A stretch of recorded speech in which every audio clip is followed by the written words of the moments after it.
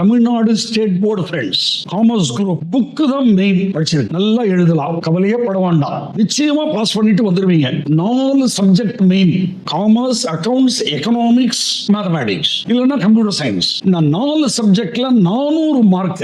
400க்கு ஒரு 380க்கு மேல எடுக்கிறதுக்கு ட்ரை பண்ணுங்க. இன்னொன்னு, அக்கவுண்ட்ஸ்ல சென்டம் எடுக்கிறதுக்கு ட்ரை பண்ணுங்க. நம்ம அக்கவுண்ட்ஸ் எக்ஸாம் வச்சு நல்ல ஃபங்க்ஷன் கண்டக்ட் பண்ணோம். சென்னை சிட்டில நிறைய பேர் எழுதினாங்க, அவுட் ஸ்டேஷன்ல இருந்து எழுதினாங்க.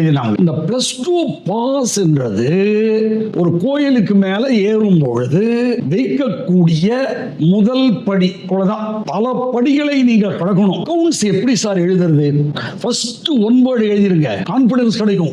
புக்ல இருந்தே 22 1 வேர்டு வரும். பெட்டர் ஏ செக்ஷன் முடிச்சிட்டு லாஸ்ட் செக்ஷனை போயிடுங்க, பெரிய சம்.